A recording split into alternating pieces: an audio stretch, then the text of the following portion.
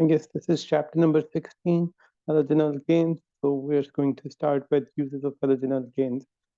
So halogenoalkanes, as far as the uses were concerned back in IGCSE, so we had three main uses for these.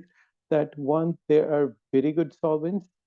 That was the first one. Number two, they were also used, some of them, at least if not all of them, some of them were good used as good anesthetics.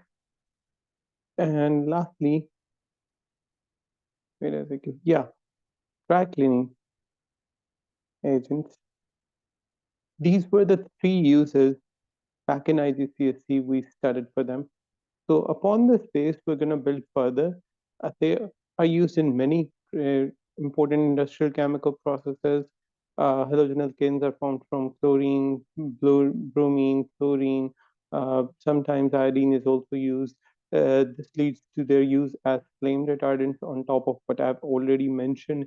And anesthetics, when it comes to that, chloroform was the first anesthetic. Its systematic name is actually trichloromethane, CHCl3, but we don't use this anesthetic anymore because chloroform, now we know, is carcinogenic. When I say the word carcinogenic, that means it is cancer causing. All right. So what do we use nowadays as anesthetic? We use halothane. Halothane is the common anesthetic gas nowadays, which is 2-bromo, 2-chloro, 1,1,1 trifluoroethane. So as the name suggests, and again, for the sake of practice, I'm going to do it. Eth means two carbon atoms. Ane means they're singly bonded. Trifluoro means we have three fluorine. 2-chloro means that we have one fluorine, and 2-bromo means the position of one bromine atom. So it actually tells us about the whole structure. You have two carbon atoms, you have three fluorine atoms, you have one chlorine, one bromine, and whichever is left for the sake of filling up the valency of carbon, we have filled it up with hydrogen. So since there is only one space left, that is covered up by hydrogen, right? So this is the anesthetic that we use. One of the essential properties of anesthetic is chemical inertness, and each halothane molecule contains three very strong CF bonds, which are difficult to break, which actually makes halothane inert, very unreactive, and safe to use in aqueous environment inside the body. Since the body is based upon an aqueous environment, we can't use anything that is reactive and start reacting inside the patient's body. That would be even might have disastrous consequences. So, moving on, under other conditions such as high in the Earth's stratosphere, where we have a strong strength of UV rays from the sun, halogen alkanes react completely differently. Now, I hope you remember from the introduction to organic chemistry chapter and how we discussed that they can be converted by the homolytic fission process into reactive. Um, what was the word? Totally lost the word. Uh, the components with a single electron on top of them. I really forgot the word. Radicals? Radicals. Thank you for reminding me. So they are converted into reactive radicals. Okay. So CFCs are chlorofluorocarbons. Scientists also refer to them as chlorofluoroalkanes. Well, chlorofluorocarbons or CFCs is the name commonly used for them. And these were the compounds as new compounds back in 1930s. And we couldn't see any drawbacks in those new wonder compounds, so we simply started using them. They were chemically inert, they were great solvents, they were not flammable, they weren't toxic, and volatile CFCs were used as aerosol propellants, which are the common material for our all of our deodorants, body sprays, air fresheners, the list goes on. Anything that can work as an aerosol propellant can be included into the same effect. So solvents, refrigerants inside fridges, refrigerators, deep freezers, all of them. And they were used in blowing agents for polymers such as expanded polystyrene. So we had many uses for them. However, CFC caused a big serious environmental issue. Later on, they damaged the ozone layer starting in 1970s to 1990s.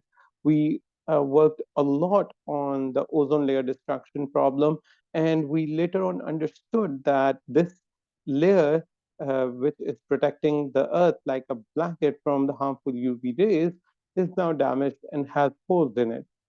And those holes are actually caused by the free radicals, and free radicals are basically the chlorine radicals that we have talked about before that can react with ozone, the O3 gas.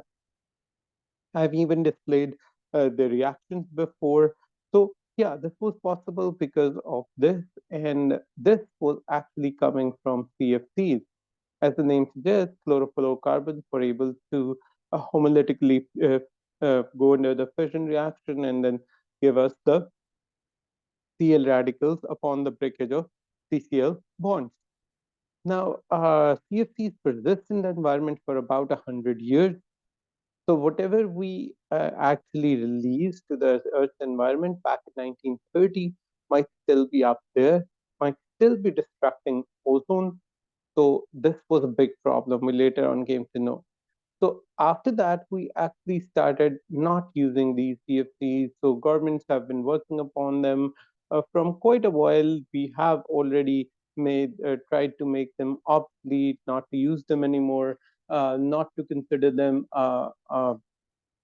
good source of our uh, consumption for the same purposes that I've discussed before.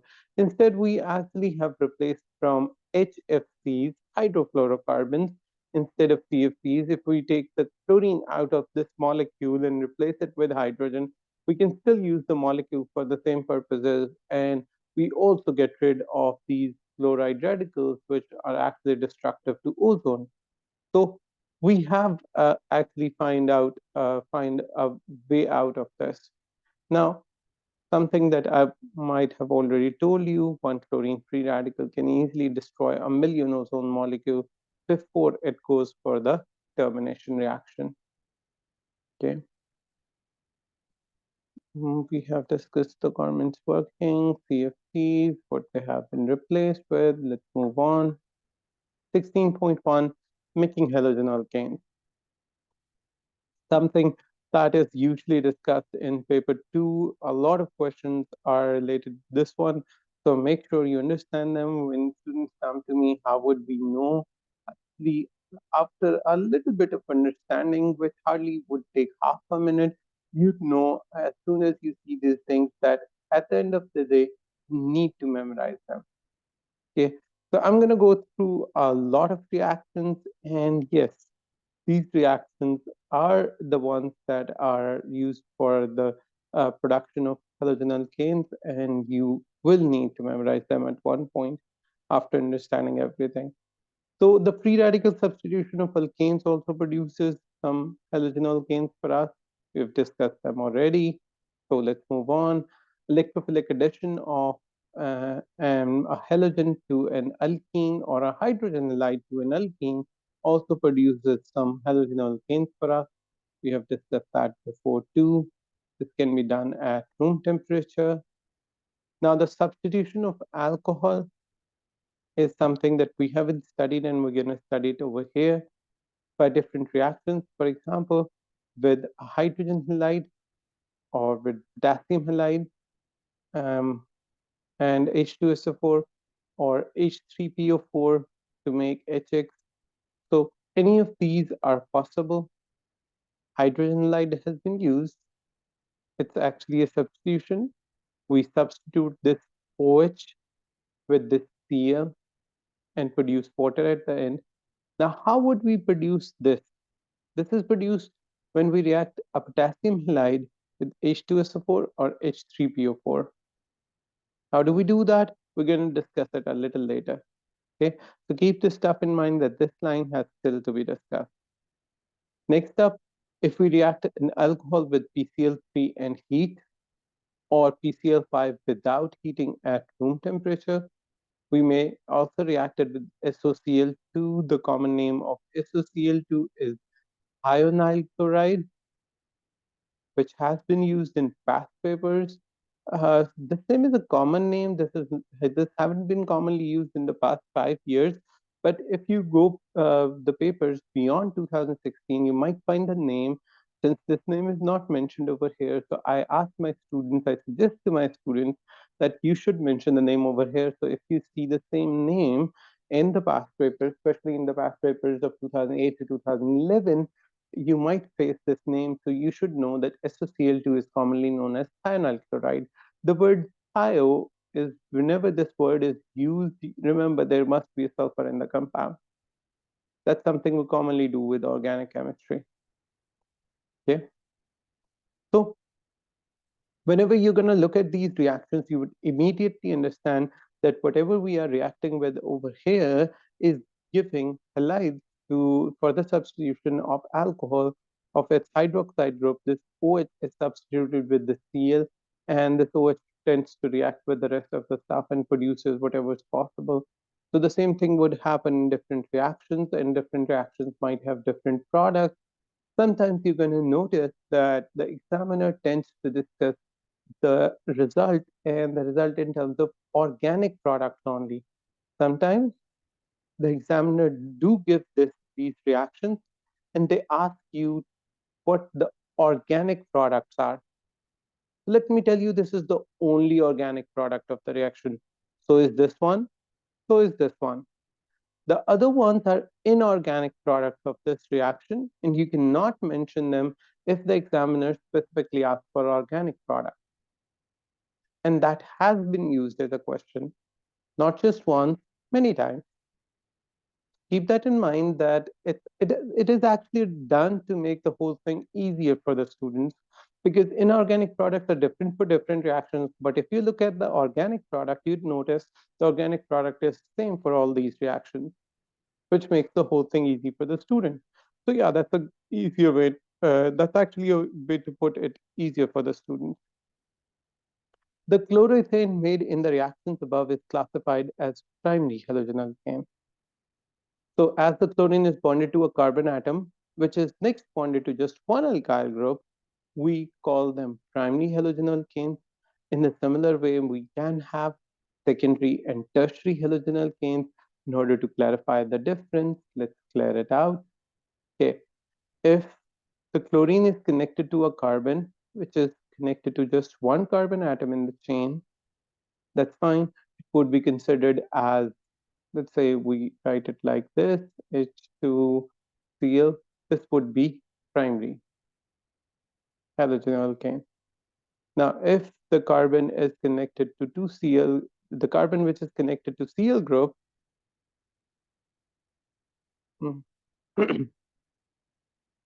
is connected to two carbon atoms. I'm going to put it like this, CH3, CH3, CH. This is going to be considered as secondary. Okay. And finally, if the carbon atom that is connected to chlorine is connected to three other carbon atoms, and I'm going to put it like this is then considered as tertiary halogenalkane. So again, halogenalkanes can have different types, and that's how we uh, actually discuss them. So primary is mentioned over here, secondary is mentioned over here, tertiary is mentioned over here. All right.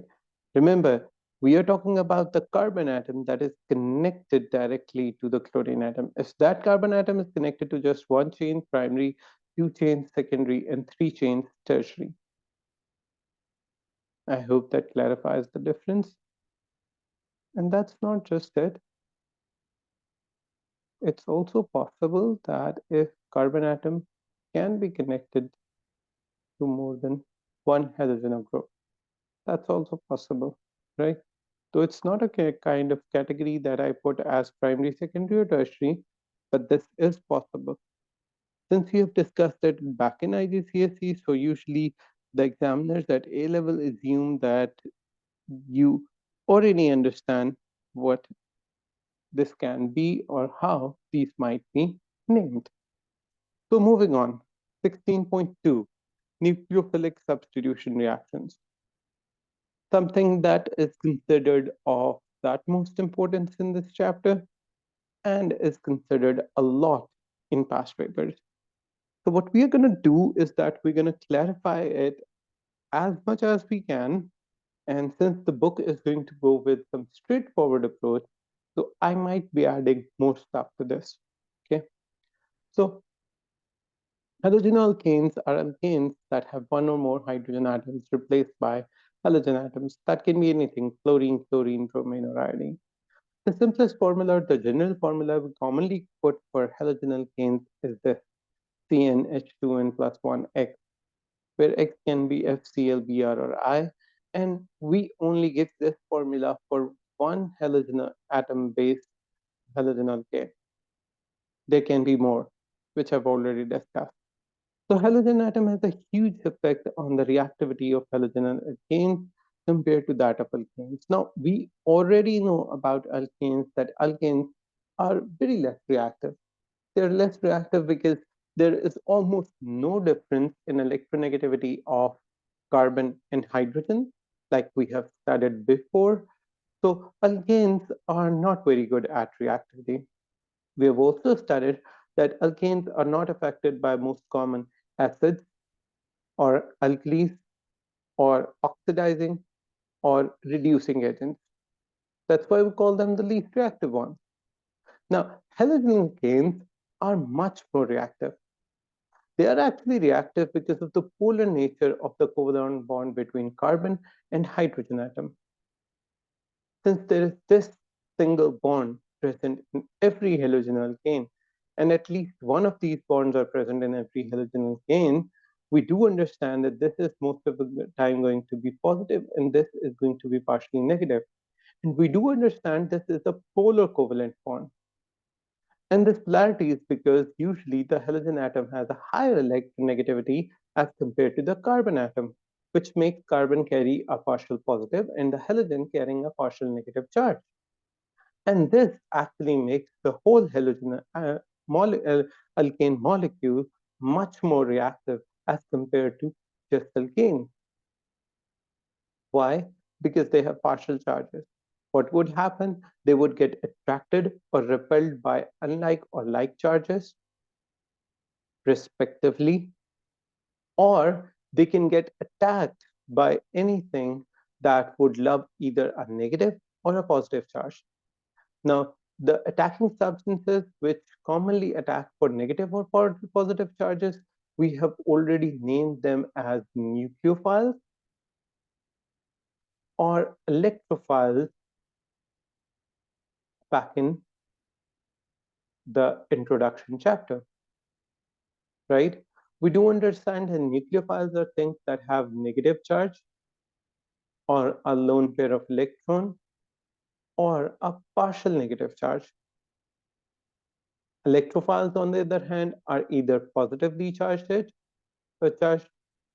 or they have deficiency of electrons, like BF3 is a common substance that we have considered for deficiency of electrons, or they might have a partial positive or delta positive charge.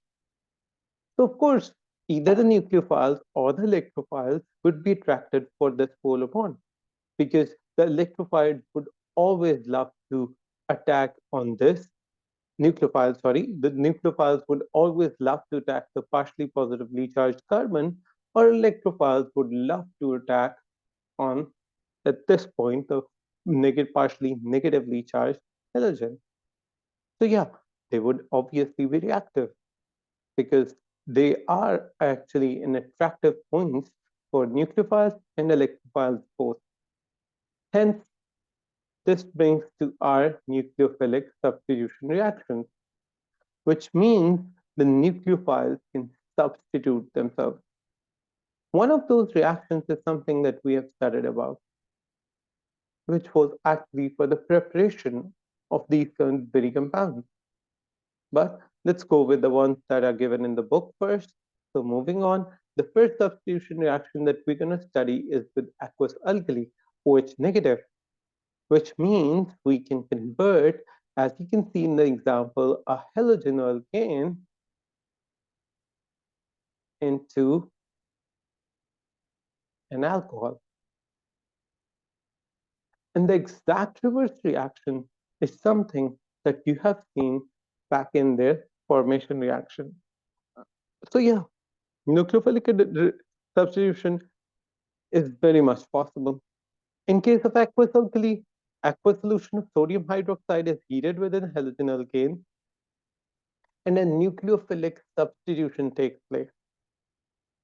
How? Let's notice this. So I'm going to rewrite this whole reaction, but this time I am going to elaborate it with the help of the charges. Now, this is the bromomethane written over here. I'm using the same bromethane, but this time I am actually going to cater this covalent bond between the carbon and the halogen as partially positive and partially negative ends. Now remember, every alkali contains the positive ions as well as the negative ions. The negatively charged ion is usually the OH ion.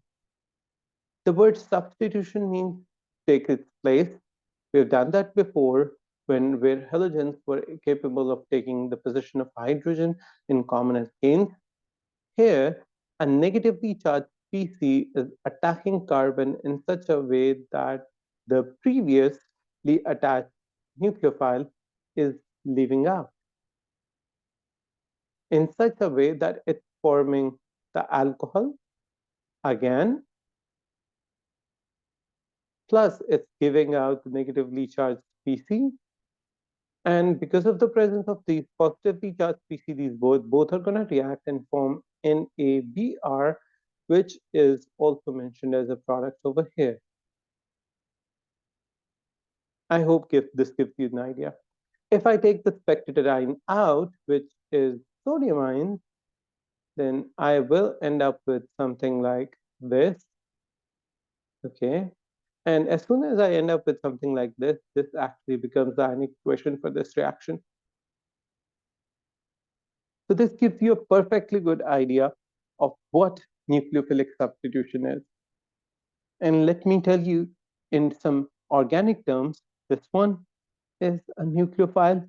Why? It is negatively charged. So is this one. This one also is a nucleophile. So this means if a stronger nucleophile comes, it can easily replace the weaker one. And that is what is happening over here. Okay. So the aqueous hydroxide ion behaves as a nucleophile here because it is donating a pair of electrons to carbon atom bonded to the halogen in the halogen alkane. We call it a nucleophilic substitution. Now, this reaction is a simple way of telling you what nucleophilic substitution is, but organic chemistry doesn't take it with the easier road. Of course, it's going to get difficult. How? We're going to study both sides of it. The first side is the practical side, which you're going to study in practical activity 16.1, which the very next topic starts with. But that's not the only thing you're supposed to do. You're also supposed to come up with, of course, this is all the practical side. We're supposed to come up with the mechanism, which we're going to study later in the upcoming parts. So yeah, there are many examples, and with those examples, we are going to study its mechanism. And that's why I'm talking about we're going to go down a difficult road. That's not too difficult. I'm not building up a scary image, but yeah, this is not as simple as the equations used to be back in IGCSE. So let's go with the practical side of the same equation. Hydrolysis of a halogenalkane, which means we can use the aqueous alkali, we can hydrolyze the halogenalkane, and we can convert it into an alcohol like we did in the previous reaction.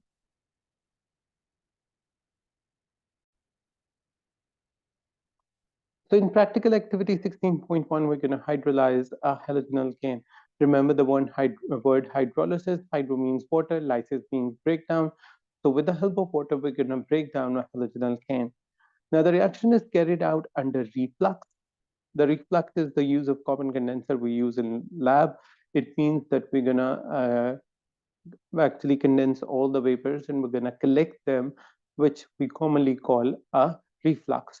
Reflux is a word that you should properly understand for paper 3 as well as for paper 1 and 2, because in organic chemistry, reflux will be used properly to cater some volatile organic compounds and not let them get wasted by moving out in the form of vapors.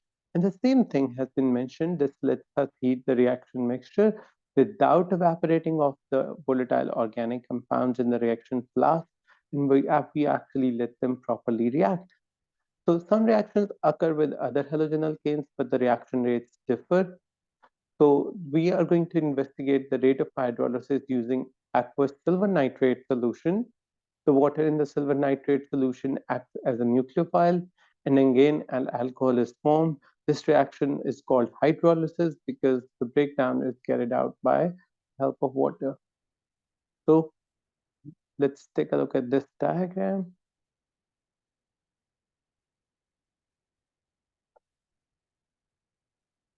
Okay, so as the diagram shows, we are heating a halogenoalkane in the presence of an alkali. As said before, the anti-pumping granules is to just make sure that this doesn't pump out of it, and this actually keeps the whole thing safe. It is there for the safety reason.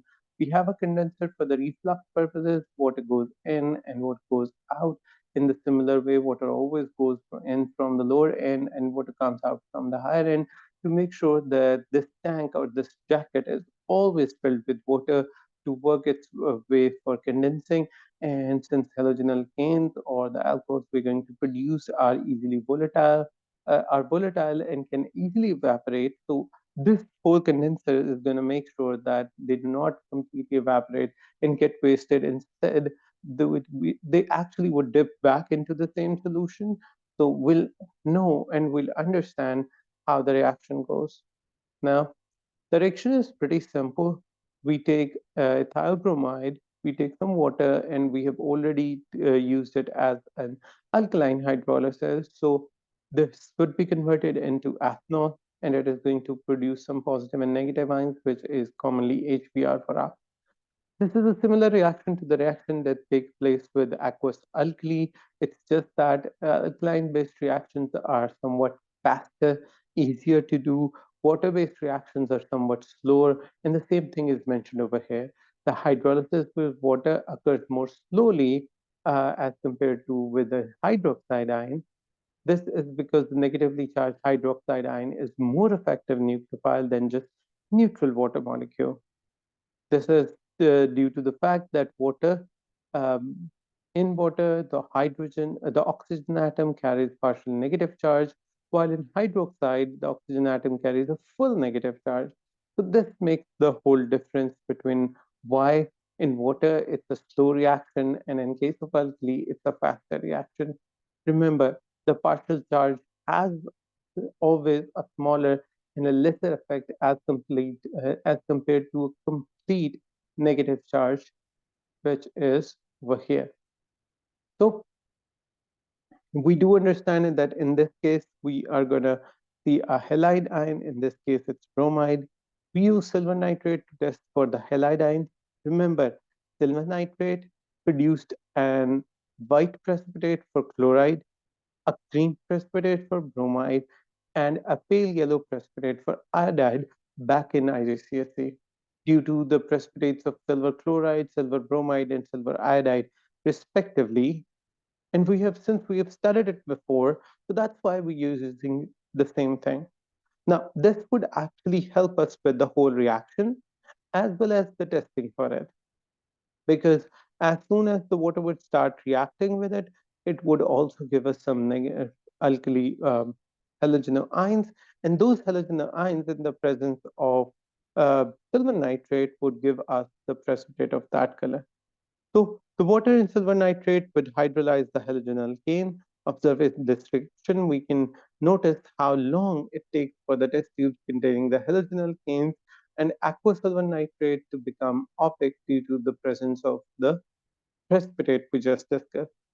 So the conclusion we find is that the fastest nucleophilic substitution reaction takes place with iodoalkane, and the slowest nucleophilic substitution reaction takes place with fluoroalkane.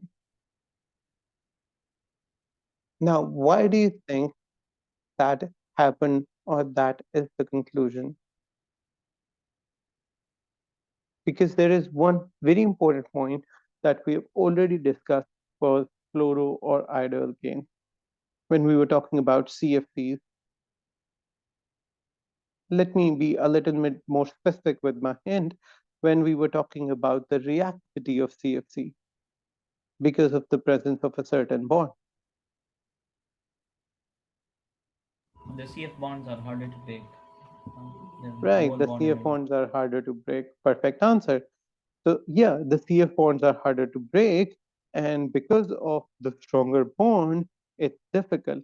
So keep that in mind. Because of the stronger bond of fluoroalkanes, the nucleophilic substitution happened to be extremely slow. And in case of iodoalkanes, since the bond is not very strong, since the bond is weak, the bond was easily broken, and the nucleophilic substitution happens to be the fastest in those kind of reactions. And this is something that we're going to relate to bond energy in order to prove our point. And the bond strength can be catered in bond energies with the help of numbers that we commonly cater for bond energy for kilojoule per mole of a specific bond. So take a look.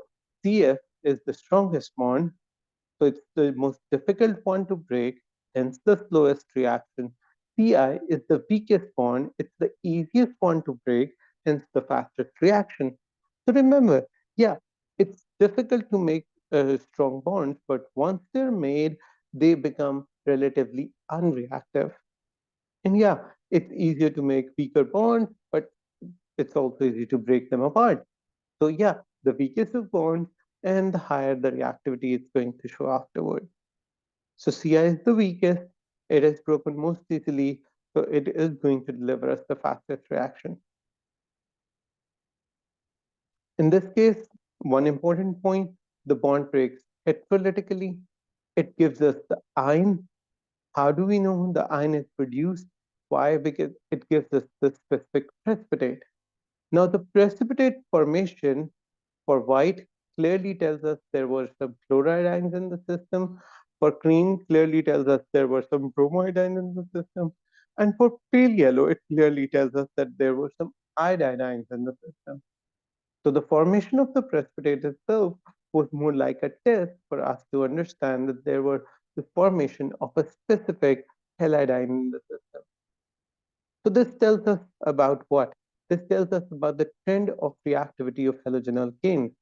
Fluoroalkanes are least reactive, and as we go down the group, as we go down the series, iodoalkanes are the most reactive.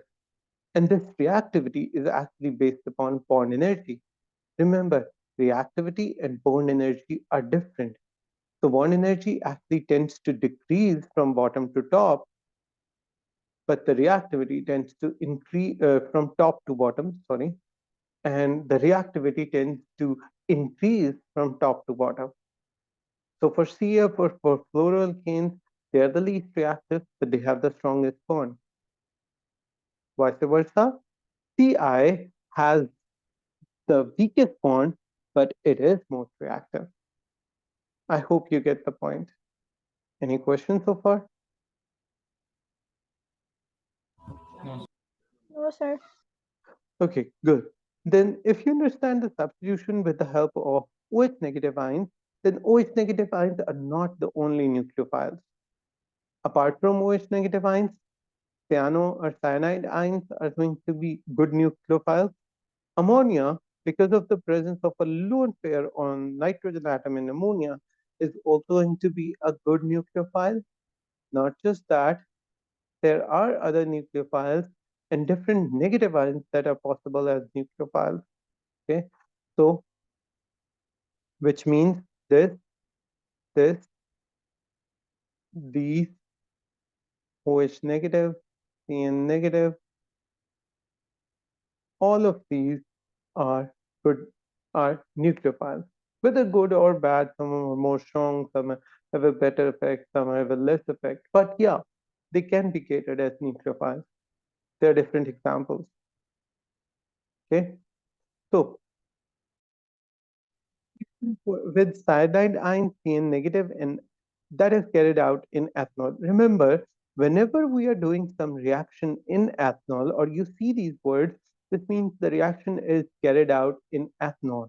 As soon as we write the word ethanol, this means we're trying to talk about a non-aqueous reaction.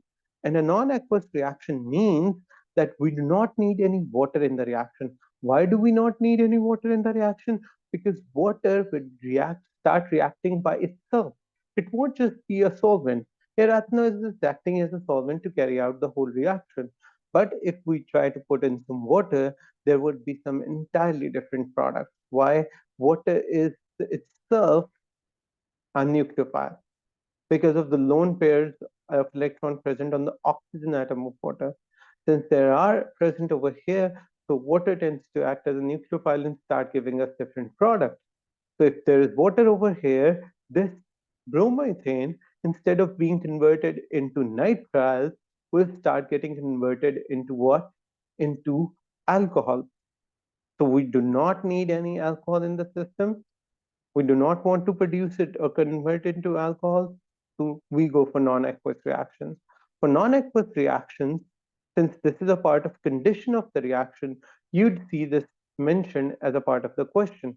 Or if you are asked how to perform this specific reaction or to make a specific product, you are supposed to mention the reaction condition. In organic chemistry, the reaction conditions hold a great importance. Sometimes they are given separate marks. Sometimes they're not given separate marks, which is actually to increase the difficulty level. But if you're not going to quote them, you will definitely get your marks cut. You won't get a separate credit for them, but if you don't write them, you won't get the credit for the answer at all. So these kind of conditions are very important. Make sure, apart from remembering the whole thing, to do remember the specific conditions under these reactions happen. And in order to memorize these with these, I've already shared a document with you that consists of all of the organic reactions in AS book. Okay, I think that is a 3 to 5 page document, and I shared it like a month and a half ago. Okay, you can go back to WhatsApp chat and you can look it up. All right. So for substitution with cyanide ions, what do? We carry out the reaction. A solution of potassium cyanide, KCN, in ethanol, which is known as ethanolic solution of potassium cyanide, is made up, which is then heated under reflux with the halogenalkane. And as the reaction shows, it produces CH3, CH2CN.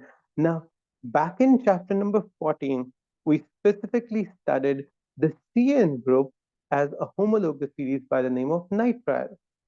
So this C is actually a part of the organic chain. So instead of just counting 2 carbons, we're going to count it as 3 carbons. So this is propane nitrile. Now, there is something very important you need to notice over here. This reaction started off with ethane because there were 2 carbon atoms in the system, but because of this reaction, the cyanide ions, we later on got to have 3 carbon atoms in the system, and the name ended up with prop instead of S. And the same thing is written in the words over here with the cyanide ion, which adds an extra carbon atom to the original halogen in the carbon chain. This is converted into bromethane is converted into propane nitride. So what do? We chemists make new compounds with one more carbon atom than the best available organic raw material by converting them into form a different homologous series with the help of ethanolic KCN into a nitrile. Now, the nitrile would have the exact number of carbon atoms that we require, or if we require to add the numbers of carbon atoms to the chain, making a nitrile would definitely help. We will consider nitriles and their subsequent conversion to carboxylic acid or amines again in chapter number 18, which is going to be the last chapter of organic chemistry. So nitriles actually hold a great importance, and you would see the same thing in past papers. You would see that the past papers are filled up with questions where we tend to increase the carbon chain length by one more carbon atom by converting any other homologous series into nitriles. And nucleophilic substitution is a very good way to do that. Moving on, substitution with ammonia. In case NH3 is used again in ethanol, which means we do not use aqueous ammonia. So what do? We heat a halogenalkane with excess of ammonia dissolved in ethanol under pressure, and amine is formed. Now, amine is another kind of homologous series which we are yet to study, and that's how we converted them into amines. In case of amines, the carbon chain length does not increase because the functional group does not consist of carbon atoms. So here the nucleophile is ammonia molecule. The organic product is ethylamine. It's a primary amine. That's primary amine. My bad. That's secondary, in which NH is connected to actually two carbon atoms, and that's tertiary. Okay, this one's tertiary and this one's secondary. Now that's correct. Sorry, I in my speech actually made a change to organic chemistry, which wasn't possible. So this is the secondary amine, and if the reaction keeps on going, the first product is the primary amine, and then another halogenalkane would get attached to the same amino chain, another in replacement of this hydrogen, so it would form a secondary amine. And of course, if we keep going on, we can also produce tertiary amines. However, tertiary amines are something that we're going to discuss in chapter number 27. So far, we're going to stick to primary and secondary amines. So this reaction, if keeps going on, it can produce after primary amines secondary amines. Make sense? Yes, sir. Any questions so far? No, sir. All right, that would be all for today. We're going to study its mechanism in the next sitting.